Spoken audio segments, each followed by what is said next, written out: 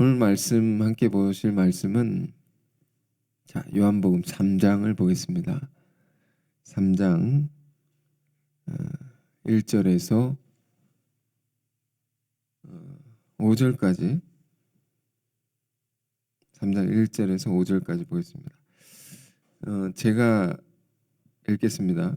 그런데 바리새인 중에 니고데모라는 사람이 있으니 유대인의 지도자라. 그가 밤에 예수께 와서 이르되 라삐여 우리가 당신은 하나님께로부터 오신 선생인 줄 아나이다. 하나님이 함께 하시지 아니하시면 당신이 행하시는 이 표적을 아무도 할 수 없음이니이다. 예수께서 대답하여 이르시되 진실로 진실로 내게 이르노니 사람이 거듭나지 아니하면 하나님 나라를 볼 수 없느니라. 니고데모가 이르되 사람이 늙으면 어떻게 날 수 있사옵나이까? 두 번째 모태에 들어갔다 날 수 있사옵나이까? 예수께서 대답하시되 진실로 진실로 내게 이르노니 사람이 물과 성령으로 나지 아니하면 하나님 나라에 들어갈 수 없느니라. 아멘. 거듭나지 아니하면 이런 제목으로 하나님 말씀 나누겠습니다. 요한복음 3장의 말씀인데요. 예수님과 니고데모의 대화죠. 4장에 뭐가 있습니까? 예수님과 사마리아 여인과의 대화입니다. 굉장히 긴 대화로 기록되어 있는데 이 두 장이 3장 4장이 우리에게 던져주는 매우 중요한 의미가 있다 했습니다. 3장은 우리가 볼 때 믿는 자들에게 주는 예수님의 말씀이라고 한다면 4장은 믿지 않는 자들, 쉽게 말해서 교회 나가지 않는 사람들에게 던져주는 예수님의 중요한 말씀이다라고 할 수 있습니다. 즉 믿는 자들과 또 믿지 않는 자들 각각에게 그들이 깨달아야 할, 그들이 붙들어야 할, 그들이 깊이 생각해야 할 중요한 주제가 있다는 겁니다. 그것을 말씀해 주시는 것이기에 우리가 늘 이 말씀의 의미를 깊이 생각하고 깨달아서 살아야 하는 것입니다. 뿐만 아니라 또 우리가 믿는 자들을 대할 때 믿지 않는 자를 전도할 때 이 주제가 중요한 것이구나. 그걸 알고 우리가 그들을 대해야 하는 것이죠. 이 말씀 여러 번 본 것 같은데 제가 이제 설교 한 자료를 찾아보니까 2017년에 이 말씀을 했더라고요. 뭐 중간중간에 또 여러 번 전했던 것 같은데 저는 오늘 이 말씀을 다시 보고 싶은 이유가 있습니다. 우리가 부활절 이후에 새로운 마음을 갖고 새로운 소망을 갖고 우리가 가지 않습니까? 코로나도 여전히 어려운 나라들도 있고 상황에 처해 있는 분들이 있지만 그러나 이제 지나가지 않겠습니까? 지나갈 것 같고 다 지나가고 나면 하나님께서 좋은 일들을 많이 허락해 주시리라 생각됩니다. 그리고 저도 이제 새롭게 하게 된 일들도 있어서 어떤 면에서 매우 희망찬 것이 있습니다. 여러분도 그러길 원하는데요. 근데 우리가 미래에 하나님 믿는 자들 약속이 있지 않습니까? 그 약속을 하나님 이루어 주신다는 그 믿음으로 우리가 사는 것인데 그 희망, 우리가 소망하는 그 소망에 관해서 그 막연한 소망으로 그치면 안 되지 않습니까? 응? 미래의 것으로만, 먼 미래의 것으로만 그치면 안 되는 것이지 않습니까? 늘 우리가 신앙을 할 때는 미래 소망이 어떻게 오늘의 현실의 내 것으로 되게 할 수 있는가? 응? 주기도문에도 이렇게 되어 있지 않습니까? 뜻이 하늘에서 이룬 것까지 땅에서도 이루어지이다. 뜻이 이루어지는 것. 미래 소망이 나에게 어떻게 이루어지게 할 수 있는가? 그런 걸 생각해 볼 때 그것은 나를 통해 이루어지는 것이 있죠. 나를 통해 이루어져. 내가 어떤 내가 되어야 되는가? 이게 참 중요하다는 것입니다. 응? 우리 개개인의 삶이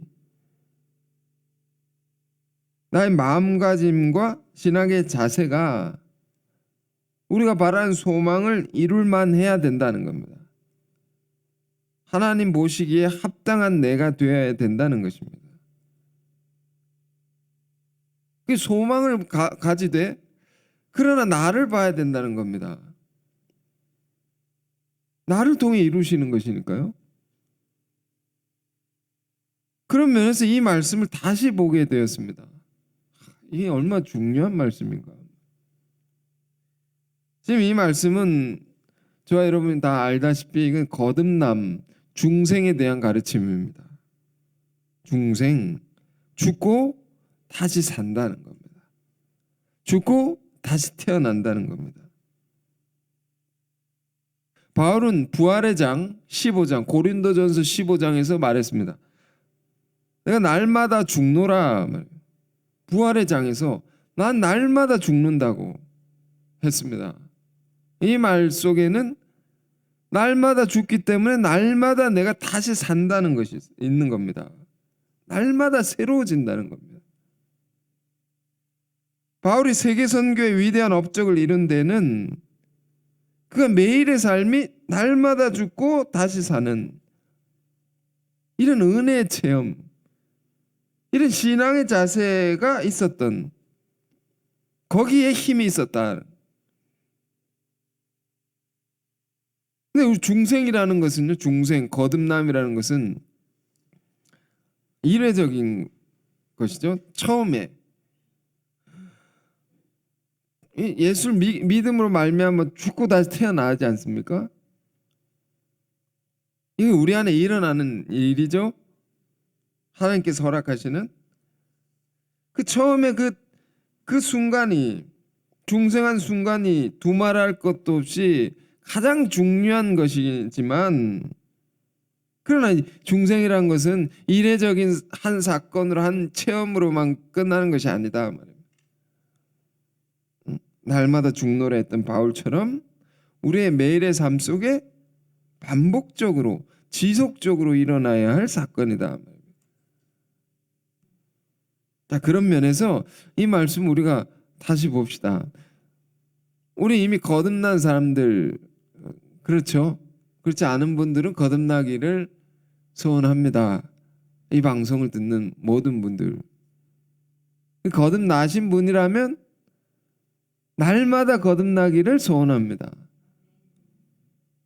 자, 그러면서 이 말씀 우리가 주의 깊게 다시 사경하듯이 깊이 생각하면서 성경을 본다는 겁니다. 보면서 봅시다. 자, 어떤 사건입니까? 예수님께 니고데모라는 사람이 찾아왔습니다. 그는 누구인가? 1절에 이렇게 되어 있습니다. 그런데 바리새인 중에 니고데모라 하는 사람이 있으니 유대인의 지도자라. 니고데모는 이런 사람이라는, 바리새인이고 유대인의 지도자라는 것입니다. 10절에 보면 이스라엘의 선생입니다. 가르치는 자이고 많은 사람들을 진리로 하나님께로 이끄는 자라는 겁니다. 본이 되어서 그런 자가 밤중에, 2절에 보니까 밤중에 예수님을 찾아왔습니다. 왜 밤중에 찾아왔을까요? 유대인들은 늘 이런 그 전통이 있었는데, 아주 멋있는 훌륭한 전통이 있었는데 밤에 진리를 묵상하고 토론하는 것을 즐겨했습니다. 늘 모이면 그들은 하나님의 말씀을 얘기를 합니다. 그 말씀을 나누고 깨달은 것을 나와서 얘기하고 그 서로 배움을 얻고 이런 일에 열심을 가졌던 백성입니다. 이 유대인들 안에 아주 중요한 전통입니다. 그래서 요한복음 1장에 보면 나다나엘을 부르실 때도 내가 너를 무화과 나무 아래에서 보았노라. 예수님이 무화과 나무 아래에서 유대 전통 아래에 그것에 깊이 젖어 있던 너를 내가 주목해 봤다고. 그 뭐냐면 늘 하나님의 경을 사랑하고 성경을 읽고 묵상하고 그런 모습을 예수님이 눈여겨 보았다는 겁니다. 나다나엘을 이미 이게 훌륭한 전통이다는 겁니다. 요즘도 유태인들을 보면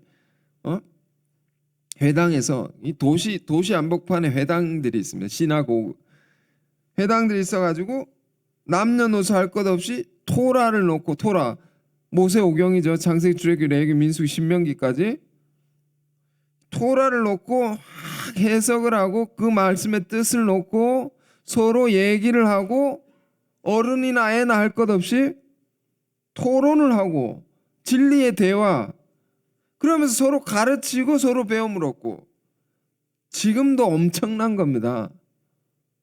이런 전통이 있기 때문에 그렇게 하나님의 말씀을 그렇게 열심히 알고자 하기 때문에 그 민족이 세상의 지혜와 부와 명예를 다 가져가는 것이 아닙니까? 거기서 나온 겁니다, 다. 응? 그러니까 어제 누가 그런 말을 했습니다. 우리가 이제 철야기도라는 게 있지 않습니까? 요즘 상황이 이래서 잘 못하지만 기도를 철야도 하지만 말씀 철야도 해보면 어떨까요? 우리 교회 초창기에 그렇게 했습니다. 새벽까지 말씀. 물론 졸면서 듣기도 했지만 새벽까지 말씀을 사경을 했습니다. 그래 날을 새고 날 새면 배고프지 않습니까? 그러면 가까운 고속도로 휴게소에 가서 우르르 가가지고 우동을 먹고 이런 이 젊은 청년들의 진리를 향한 열정과 낭만이 있었습니다. 이런 것을 우리가 되찾을 수 있다면 얼마나 좋을까요? 되찾기를 원합니다. 이런 게 여러분 안에 뜨겁게 살아나기를 원합니다. 지금 니고데모가 그런 유대 전통을 따라 진리를 더 알기를 원해서 밤중에 예수님을 찾아왔는지 모릅니다. 물론 또 다른 해석은 또 다른 면을 보면 이 니고데모는 유대 지도자죠. 사회적 지위와 체면이 있습니다. 그런데 예수님은 그 당시에 아주 이단처럼 여기다 소위 말해서 이상하게 보는 그런 대상이었기 때문에 유대 지도자로서 사람들의 이목을 피해가지고 몰래 밤중에 찾아온 것이 아닌가. 아무튼 분명한 것은요. 니고데모는 진리를 향한 열정이 있었습니다. 그걸 더 알고 싶어 했고 또 예수님을 굉장히 존경하는 사람이었습니다. 그래서 찾아와서 이렇게 말합니다. 2절에 라삐어라고 말해요. 라삐어 이 말은 존경하는 선생님 부르는 호칭입니다. 라삐어. 아주 존경하는 선생님이요. 찾아와가지고 이렇게 말합니다. 뭐라고 합니까? 2절 다시 보십시오. 우리가 당신은 하나님께로부터 오신 선생인 줄 아나이다. 하나님이 함께 하시지 아니하시면 당신이 행하신 이 표적을 아무도 알 수 없음이니이다.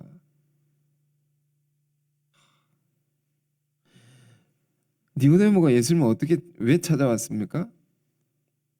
예수님이 행하시는 표적을 보고 예수님이 놀라운 랍비라고 생각하고 온 겁니다. 표적을 보고.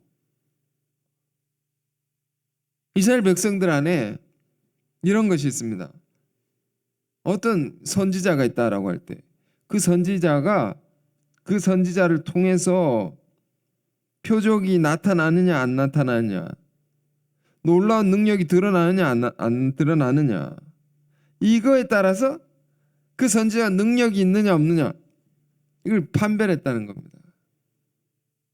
그래서 표적이 드러나는 것은 굉장히 중요한 일이었습니다.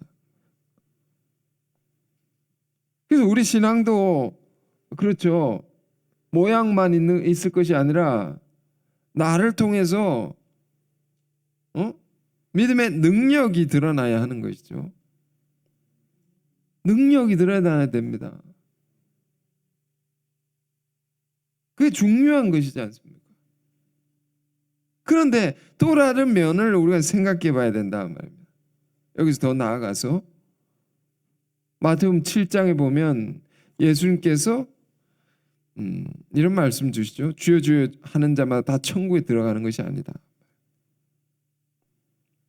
주의 이름으로 누가 귀신을 쫓아내고 권능을 행하여도, 놀라운 표적을 행하여도 내가 너를 도무지 알지 못하노라, 이렇게 말씀하실 수 있다는 겁니다. 그걸 통해 표적이 드러나도 불법을 행한 자여 내게서 떠나가라 말이에요. 주님이 이렇게 말씀하실 수 있다는 겁니다. 어떤 경우 그럴 수 있는가? 모든 권능을 행함과 표적이 나타남이 아버지 뜻과 무관할 때, 관계가 없을 때, 그 주여 주여 하는 자마다 천국 들어간 게 아니라는 겁니다. 굉장히 충격적인 말씀입니다. 아버지 뜻대로 행하는 자라야 들어가리라. 그러면 우리 신앙은 어디에 초점이 맞춰져 있어야 됩니까? 표적을 따라서 우리가 와 이러면서 따라가는 게 아니라, 그런 신앙이 아니라 하나님의 뜻이 무엇이냐 말이에요. 그걸 따라서 행하는 신앙이 돼야 된다. 그러면 그 뜻이 뭔가를 알아야 되는 것이죠. 그걸 꼭 배워야 되는 거죠. 그걸 꼭 알아야 되는 겁니다. 그래서 우리가 뭐 예배도 드리지만 성경 공부를 해야 되는 겁니다. 공부를 해야 됩니다. 모르면 알고자 해야 됩니다.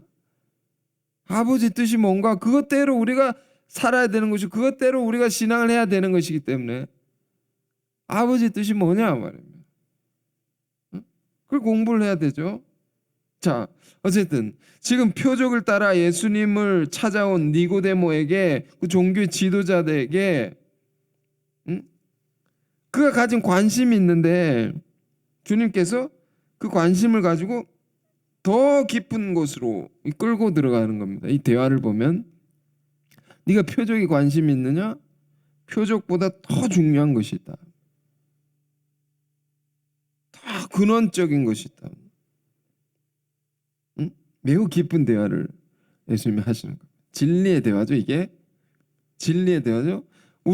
여러분 우리가 예배를 드리고 중요한데 진리의 대화가 필요합니다. 우리 왜 소그룹 모임이 필요한 것입니까? 우리에게 왜 그걸 하는 것입니까? 말씀을 놓고 이 무슨 뜻인가, 우리가 어떻게 이 말씀을 가지고 어떻게 살아가야 할 것인가, 우리 끊임없이 생각해야 되고 그걸 나누어야 되고 그것에 힘입어서 우리가 살아가야 되는 것이죠. 자, 이 대화입니다. 그래서 그런 질문을 그렇게 온 니고데모에게 바로 예수님이 이 말씀을 던집니다. 사람들이 예수께 대답하여 이르시되 진실로 진실로 내게 이르노니 사람이 거듭나지 아니하면 하나님 나라를 볼 수 없느니라. 하나님 나라에 들어갈 수 없느니라. 같은 말로 우리가 이해할 수 있습니다. 어떻게 안 하면, 거듭나지 아니하면 하나님 나라에 못 들어간다 말이에요. 거듭난다라는 말 아주 많이 쓰죠. 뭐 정치인들도 많이 쓰죠. 새로운 정치로 거듭나겠습니다. 이게 뭡니까? 다시 태어나야 된다. 완전히 이전 것을 청산하고 새로워진다는 것을 의미합니다. 근본적으로 완전히 새로워진단 말입니다. 이전과 전혀 다르게 이스라엘 백성들에게는 하나님의 백성들에게는 이방 사람들, 그러니까 하나님 믿지 않는 자들과 구별되는 아주 중요한 기준이 있었죠. 그것은 뭡니까? 할례를 받았느냐 안 받았느냐, 이런 기준이 있었죠. 안 받으면 이방 사람들이다, 부정한 자들이다, 그런 사람이 이렇게 간주를 했죠. 그런 기준이 있었습니다. 지금 이제 바리새인 니고데모가 찾아왔는데, 바리새인이 되려면요 아주 대단한 결의가 필요했습니다. 결단을 하고 되는 것입니다. 근데 예수님께서 이런 니고데모가 하신 말씀이 네가 죽고 다시 태어나야 된다고. 완전히 네가 가진 지금까지 가졌던 거 다 깡그리 무너뜨리고 다 죽어버려야 된다. 다 죽고 네가 가진 모든 것 다시 태어나야 된다. 이게 매우 낯선 말이었습니다. 니고데모에게 이해할 수 없는 말이었어요. 처음 들었다는 말이에요. 이런 말을. 다시 태어나야 된다고? 그러니 뭐라고 말합니까? 니고데모가 이해가 안 돼가지고 사절에 니고데모가 이르되 사람이 늙으면 어떻게 다시 태어날 수 있습니까? 늙고 죽으면 끝나는 건데 다시 엄마 뱃속에 모태에 들어갔다가 다시 태어날 수가 어떻게 그게 가능하죠? 이해를 못하는 겁니다. 자기가 아는 수준에서 생각하고 아는 수준에서 말하는 겁니다. 이런 면에서 우리가 말씀을 정말 많이 들어야 되고 많이 말씀을 봐야 됩니다. 많은 말씀에 대한 진리에 대한 묵상이 필요한 것이, 깨달음이 필요한 것이고, 그 속에서 새로운 세계가 열리는 겁니다. 아는 만큼 생각하게 되니까.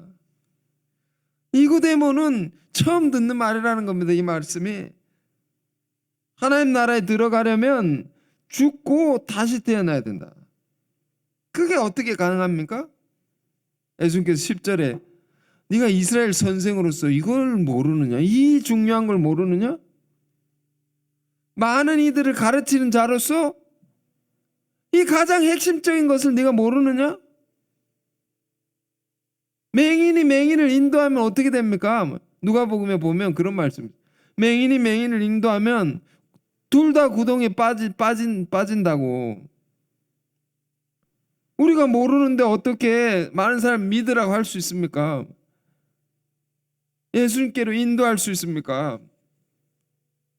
교회 10년 다녀도 20년 다녀도 모를 수 있습니다. 모르니까 어떻게 가르칠 수 있습니까? 어떻게 인도할 수 있겠습니까? 우리 정말 제대로 말씀을 알아야 됩니다. 진지하게 말씀을 공부해야 됩니다. 우리에게 주어진 사명이 많은 영혼을 주께로 인도하는 사명이라면 얼마나 잘 공부해야 되겠습니까? 니고데모와 같을 수 있습니다. 우리가 말귀를 못 알아듣는다는 거예요. 예수님의 말씀을 봐도 이게 무슨 뜻인지 모른다는 겁니다.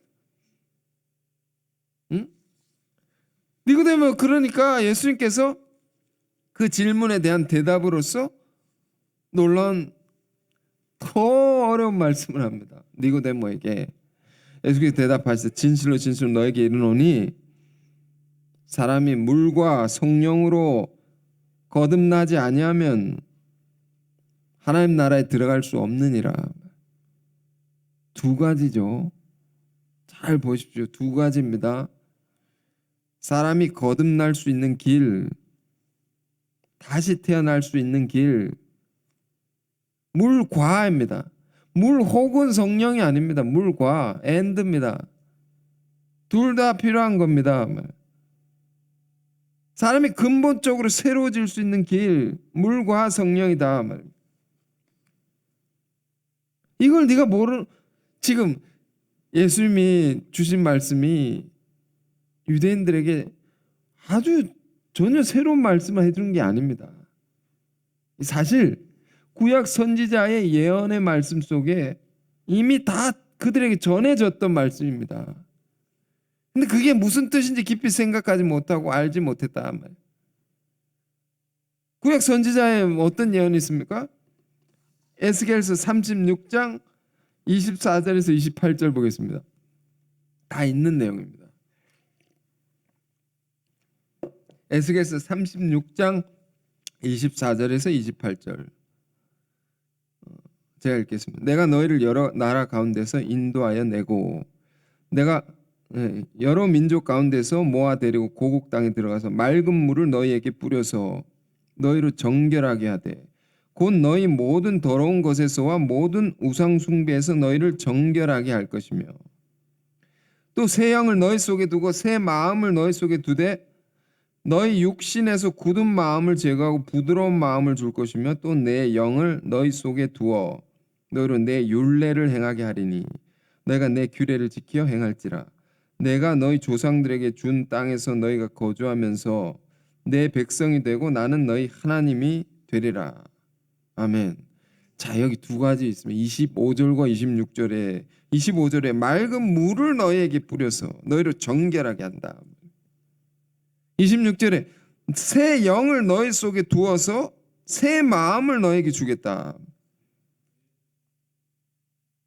이런 예언이 있었습니다. 예언은 성취가 되죠.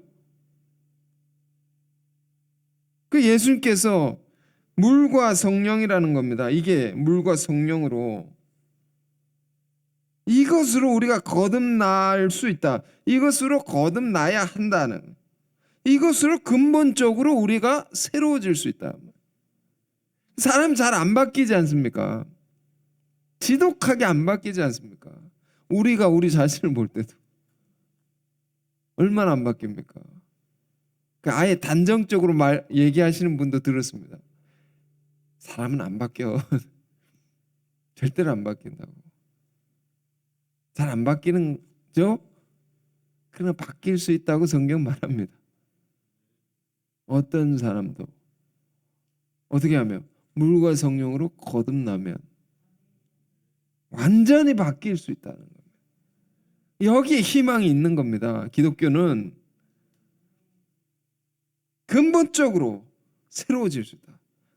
근데 우리가 좀 더 생각해 봅시다. 왜 우리가 근본적으로 왜 바뀌어야 됩니까? 왜 거듭나야 됩니까? 그냥 이대로 살면 안 됩니까?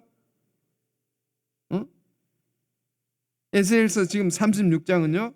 이방 제국의 포로로 끌려간 이스라엘 백성들에게 주는 예언의 말씀입니다.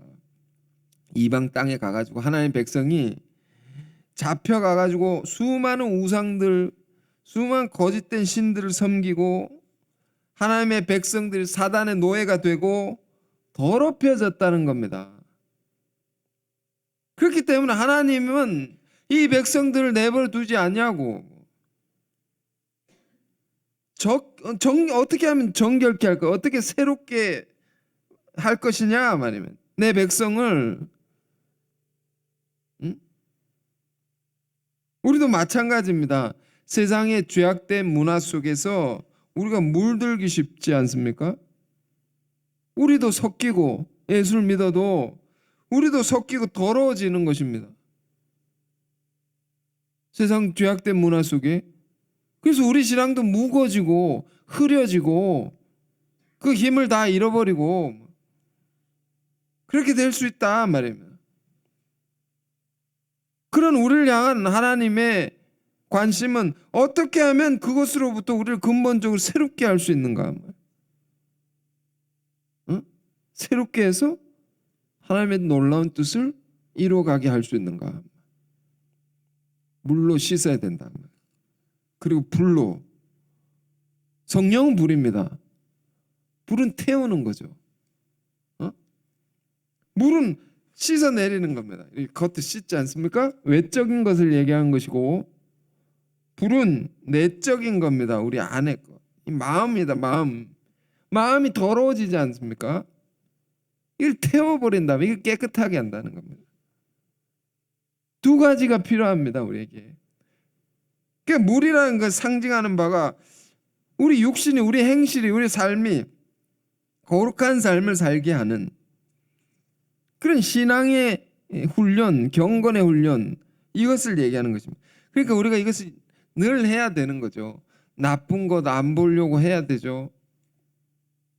눈으로 더럽히지 않습니까, 사람이? 나쁜 곳 안 가야 되죠. 어디가 나쁜 곳입니까? 그건 자신이 알 것입니다.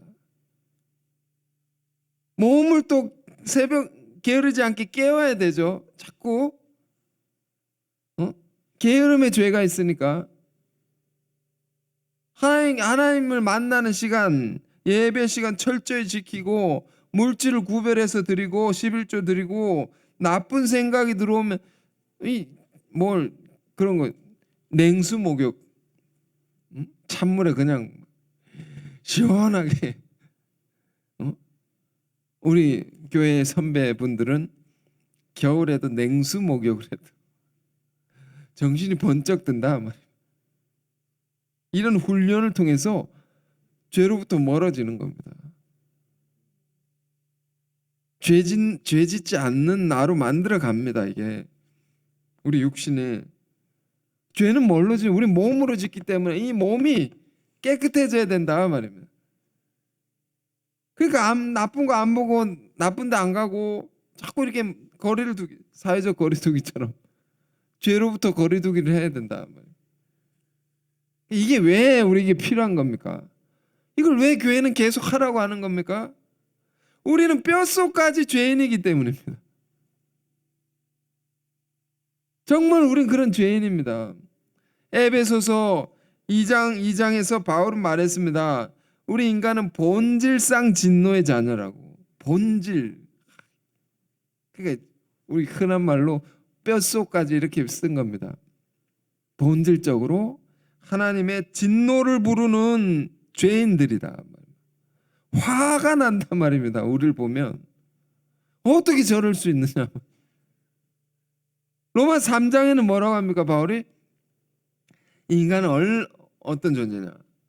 생각하는 것에서부터 말하는 것, 행동하는 모든 생각, 언어, 행동 모든 면에서 총체적으로 부패했다. 바울은 얘기를 했습니다.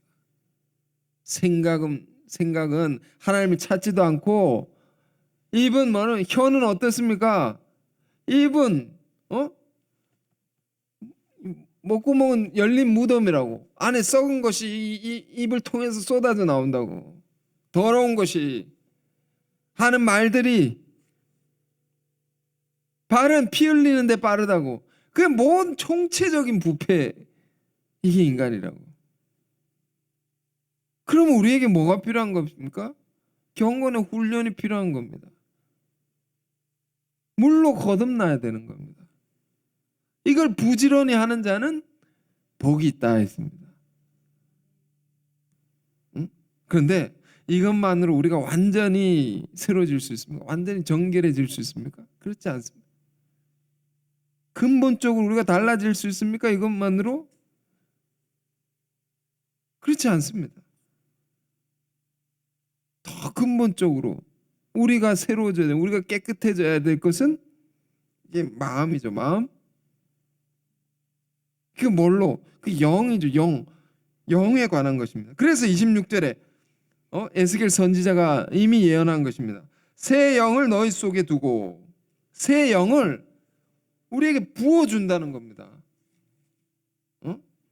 그 영으로 우리의 마음을 완전히 깨끗하게 해줄 수 있다. 그 맑은 물로 우리의 더러운 몸을 깨끗이 씻듯이 우리의 마음은 새 영으로. 이 새 영은 뭘까요? 성령이죠. 성령. 성령을 우리 가운데 가득 부음을 받으면 우리 정말 새 사람이 되는 겁니다. 어? 눈빛부터 달라지죠. 성령을 받으면 나쁜 거 계속 보면 눈이 이렇게 흐려집니다. 그 성경을 많이 보면 성경을 계속 보지 않습니까? 눈이 이렇게 초롱초롱. 어? 기도를 많이 하면 눈이 맑아집니다. 자꾸 죄를 지으면요, 눈을 못 마주칩니다. 눈이 깨끗하면 담대해지고 사람을 더 잘 만날 수 있고, 그렇죠? 신령한 기운이 있다 말이면 힘이 있다는 겁니다. 이게 깨끗하면 힘이 있습니다. 요즘에 이제 우리 연수원에 사는 분들은 산기도를 계속 한다고 소식을 전해 왔습니다. 이런 얘기를 하더라고요. 기도 많이 한 사람은 동물도 알아본다. 어? 산토끼가 길을 막 안내해 주더라고. 너무 이상하게 생각하지 마십시오. 앞에 가는데 길을 안내해 주는 것 같다고. 밤중에 이렇게 가니까 막 이불 뒤집어 쓰고 비닐 뒤집어 쓰고 막 기도를 합니다. 2시간 동안. 굉장히 짧게 늦게 처음엔 정말 힘들었다고 그럽니다.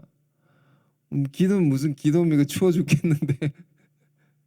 그러다가 계속 하지 않습니까? 이게 뚫리기 시작합니다. 같이 따라간 초등학생이 막 은혜를 받아가지고 막 간증을 한다는 것입니다.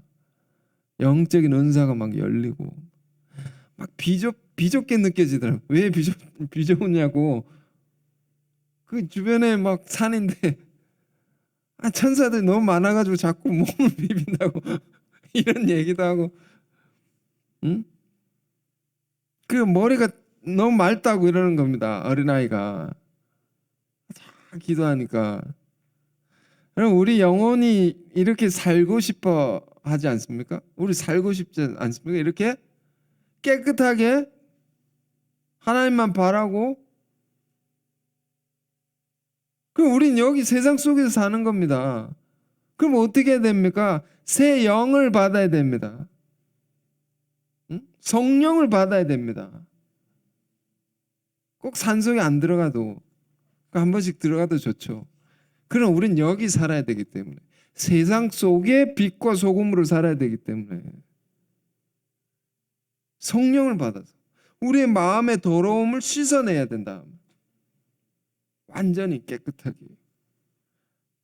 그럼 성령을 어떻게 받습니까? 이런 질문이 또 따라 나오죠. 응? 어떻게 받습니까? 자, 성경 또 찾아봅니다. 요한 1서 5장 6절. 요한 1서 5장 6절입니다.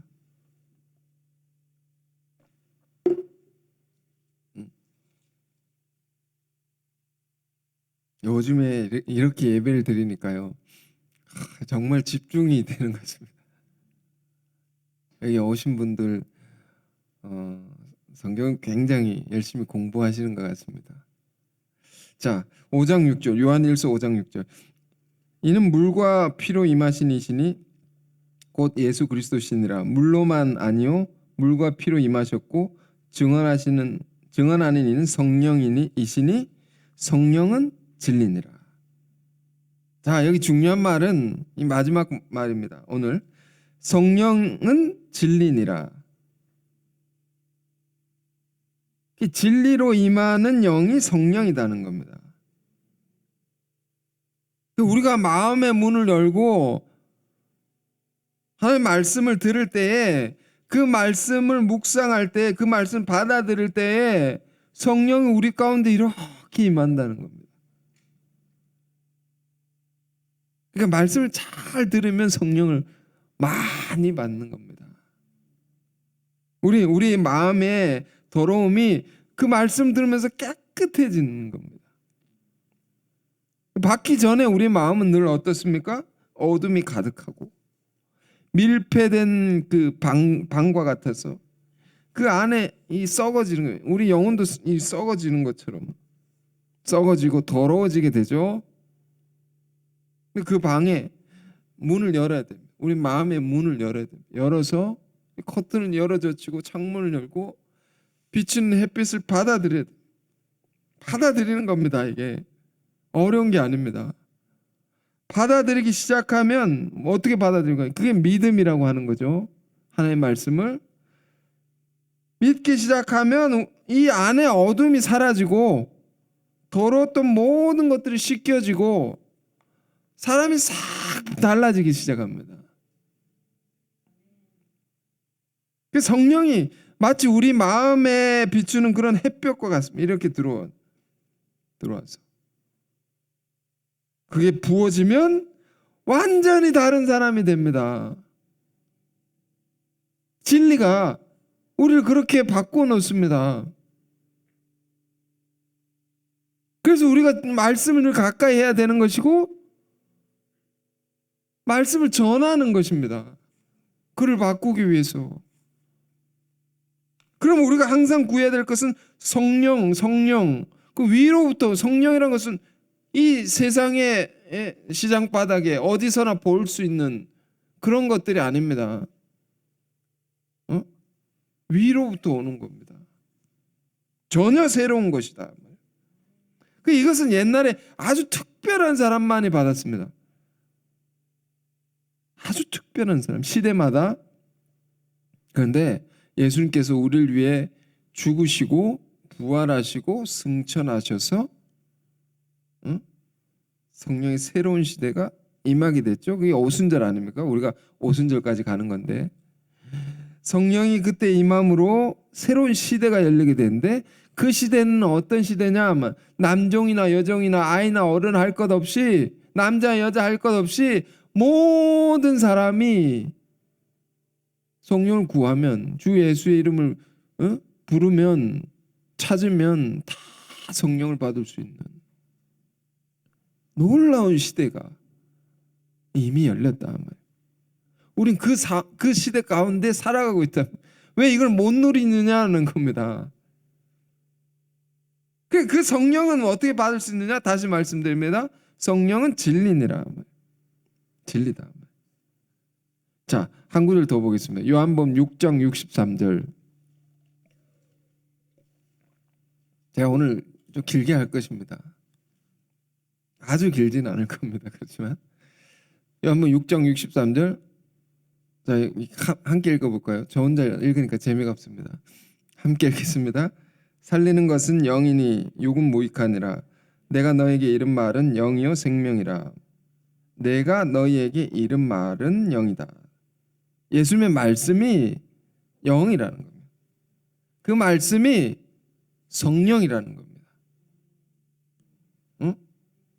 지금 니고데모와의 대화 속에 성령으로 거듭날 수 있다는 말은 무슨 말입니까? 진리로 거듭난다는 말입니다. 진리로 완전히 새로워진다는 겁니다. 응? 진리로 우리가 완전히 깨끗해질 수 있다. 응? 예수님의 탄생 기사를 보면 예수님은 어떻게 탄생하셨느냐. 탄생 기사가 있죠. 기록이 있죠. 복음서에 어머니 마리아가 성령으로 잉태하셨다.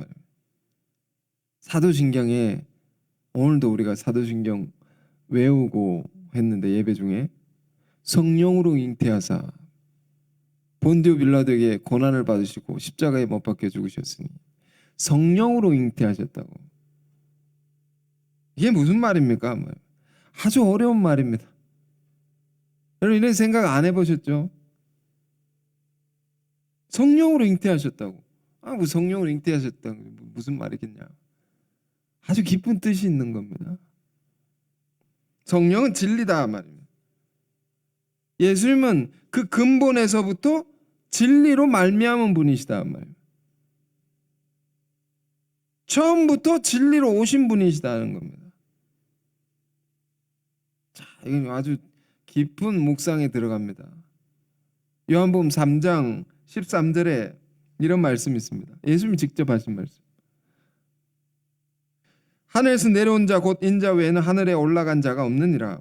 예수님 자신에 대한 증언입니다. 내가 하늘에서 내려왔다고. 하늘에서 내려왔다고. 응? 또 요한복음 8장 23절입니다. 이런 말씀도 있습니다. 예수께서 이르시되 너희는 아래에서 났고 나는 위에서 났으며 너희는 세상에 속하였고 나는 이 세상에 속하지 아니하였느니라. 나는 위에서 태어났다고. 이게 무슨 말입니까? 우리가 말구유 예수 성탄절마다 예수님은 어떻게 오셨나 말. 베들레헴에 마구간에 말 밥통에 그렇게 누이신 아기 예수. 이건 역사적 사실입니다. 그런데 왜 나는 하늘에서부터 왔다고 말합니까? 나는 왜 위에서 태어났다는 말을 하십니까? 이 말의 뜻은 뭡니까? 말이에요.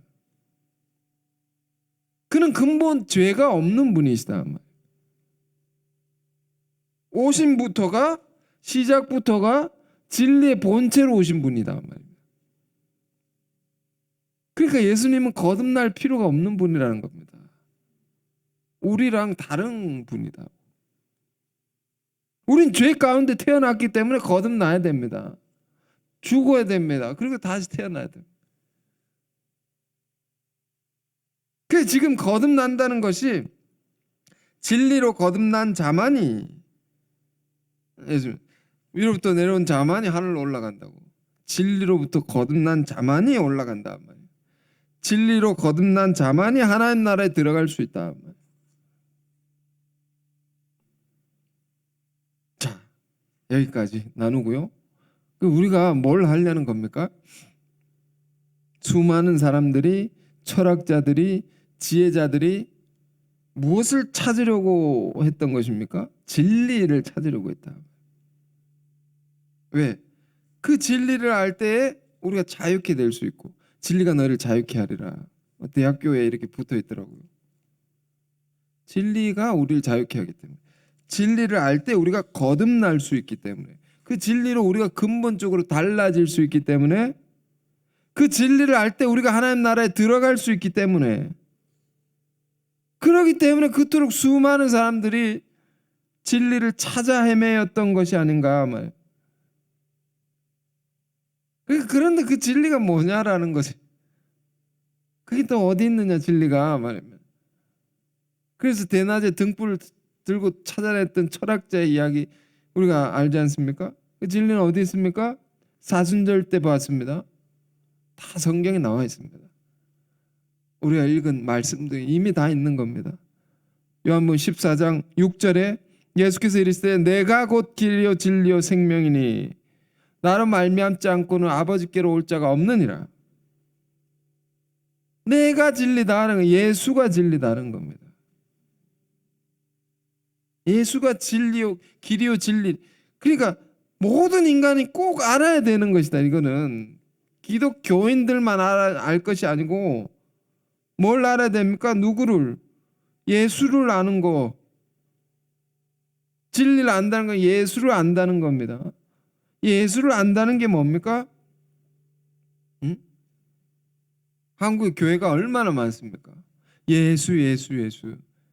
그 흔한 이름이 되었는데 그 이름이 구호로만 들려지는 이 시대에 진정으로 우리가 예수를 안다는 것은 뭘 의미합니까? 그분의 삶을 통해 드러난 하나님의 사랑을 아는 거죠. 사랑을 아는 겁니다. 죄인을 위해서 자기 생명까지 내어주셨던 그 놀라운 사랑을 정말로 아는 겁니다. 이게 그 이제 구호가 아니죠. 이게 응? 이 진리는 사랑의 진리입니다. 그것이 우리 마음 가운데 이렇게 마음을 열면 이렇게 들어온다 말입니다. 말씀을 들을 때 이게 들어온다 말이에요. 하나님 사랑이 이런 거구나. 그리고 우리 죄가 이렇게 소멸됩니다. 우리가 정결케 된다고. 우리 전혀 새로워진다고. 그래서 니고데모 지금 대화 속에 16절에 예수님이 지금 대화 중에 이런 말씀을 우리가 잘 아는 말씀, 너무도 잘 아는 말씀, 3장 16절에 외우시죠? 하나님이 세상을 이처럼 사랑하사 독생자를 주셨으니 이는 그를 믿는 자마다 멸망치 않고 영생을 얻게 하려 하심이라. 예수님이 직접 하신 말씀. 하나님의 입장에서 얘기를 합니다. 하나님이 세상을 이렇게 사랑하셨다고. 얼마나 사랑하셨는지. 하나뿐인 자기 아들을 내주셨다고. 응? 자기 하나뿐인 아들을 내주셨다고. 예수님 직접 하신 말씀. 아들을 내어주는 것은 모든 걸 내어주는 겁니다. 내 자신을 주는 것보다 더한 세계라고 있습니다. 우리는 창세기 22장 이삭 번제 사건을 묵상할 때 이걸 배우는데요. 아브라함이 이삭을 번제하는 것은 어떤 세계라 했습니까? 이삭을 죽여가지고 제물로 드리는 건데 아브라함 입장에서는 차라리 내가 제물이 돼, 내가 죽었어야 죽으면 좋을 텐데. 이게 부모 마음 아닙니까? 자식이 고통받으면 내가 고통을 받아야 된다고. 그게 더 편한 거라고. 그런데 하나님은 어떻게 하셨느냐? 그 독생자를 세상을 위해서 내주셨다는 겁니다. 응? 세상을 구하기 위해서, 인류를 구하기 위해서 독생자를 내주셨다 말입니다. 그렇게까지 세상을 사랑하셨다. 그렇게까지 우리를, 인간을, 죄인을 사랑하셨다는 겁니다. 그 사랑을 믿는 자마다 멸망하지 않고 영원한 생명을 얻게 하신다. 그러니까 우리가 진리라는 것은요, 이걸 가르치는 겁니다. 이 진리로 말미암아 임하는 성령, 이걸 얘기를 할 때 성령이 임해가지고 우리를 전혀 새롭게 하는 겁니다. 그러니까 여러분, 자, 우리가 무엇을 믿는 것이고 우리는 무엇을 따라 신앙을 해야 되는 것이냐, 무엇으로 진정 우리가 새로워질 수 있는 것이냐, 무엇으로 새로워져야 하는 것입니까? 진리로 거듭나야 된다. 사랑의 진리. 그 말씀 앞에 우리가 깨어지고 부서져야 되고, 그 말씀 앞에 우리가 죽고 다시 태어날 수 있다. 진리는 하나의 글이 아닙니다. 말이 아닙니다. 우리 삶을 송두리째 바꿔놓을 수 있는, 로마서 1장 16절에 모든 믿는 자에게 구원을 주시는 하나님의 능력이 됩니다. 구원을 주신다. 구원이란 말 속에는 총체적인 변화를 의미합니다. 다 바꿔놓을 수 있다고. 근본적으로 바꿔놓을 수 있다. 그게 진리의 능력입니다. 그 진리로 죽고 다시 사는 우리 믿는 자들은 이 중생이 있죠. 시작점이 있죠. 새로운 출발을 한다. 인생이 다시 태어나가지고 새로운 생명으로 출발한다. 이것이 육신의 탄생보다 사실 더 중요한 것이죠. 왜 그렇습니까? 육신의 탄생? 그건 안 중요한 것은 아니지만 그건 진정한 생명이라 할 수 없습니다. 하나님의 사랑을 안자만이 진정한 생명이다. 영원한 생명인 것입니다. 진짜 생명이다. 그 죽고 다시 사는, 죄에 죽고 의로 다시 사는 이 새로운 탄생의 순간, 이 반드시 우리에게 있어야 되죠. 이 시작점, 출발점이 있는 겁니다. 그래서 우리 이 날을 정하죠. 우리가 우리 교회는 견신이라는 제도라는 것은 이 날을 기념하는 거죠. 이날 꼭 기억하는 거죠. 내가 죽고 다시 태어난 날 기억하죠. 그날에 주신, 그날에 주신 놀라운 은혜를 생각한다. 죄 가운데 죽을 수밖에 없었던 나를 전혀 새로운 생명으로 영원한 생명을 허락하셔서 살게 하신 그 놀라운 은혜를 생각한단 말입니다. 응? 그리고 감사드리고. 이게 없으면 어떻게 됩니까? 여전히 우린 죄 가운데 있는 것입니다. 우리는 새로워질 수 없는 겁니다. 응? 우리가 진리로 세례를 받고 진리로 거듭나게 되었던 이 순간 늘 기억해 하고 살아야 되고, 그리고 또 우리는 날마다 거듭나야 되는 겁니다.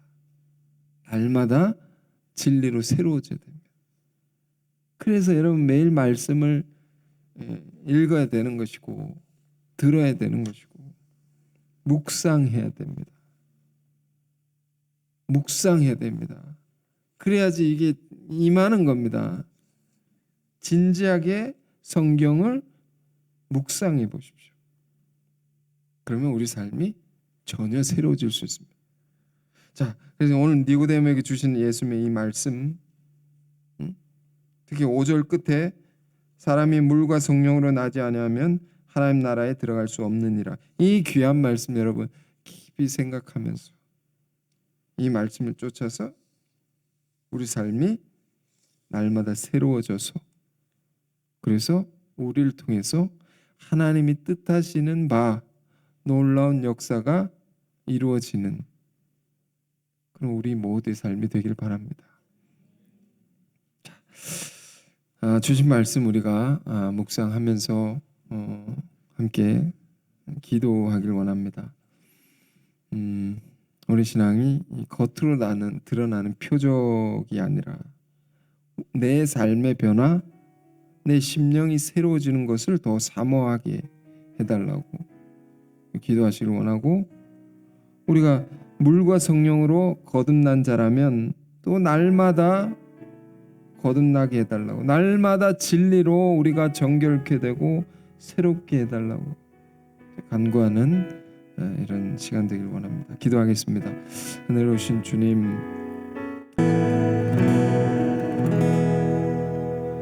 거룩하신 주님, 우리가 물과 성령으로 거듭난 자들임을 믿습니다. 예수 그리스도의 십자가 보혈의 은혜로서 진리의 성령으로서 새로운 생명이 된 자들임을 또한 믿습니다.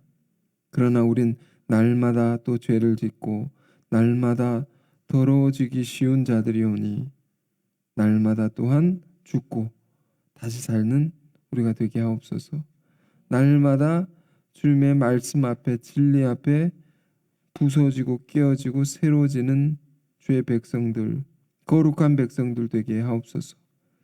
주님께서 온 삶으로 우리에게 보이신 사랑의 말씀을 우리가 다시금 보게 하시고 듣게 하시고, 그때마다 우리 마음속에 새 영을 넘치도록 부어주셔서 진실로 우리를 깨끗게 하시고 새롭게 변화시켜 주옵소서. 그래서 우리에게 맡기신 너무도 귀한 사명을 능력 있게 감당하며 주의 영광 드러내는 모든 주의 백성들, 성도들 되게 하옵소서. 예수 그리스도 이름으로 기도했습니다. 아멘.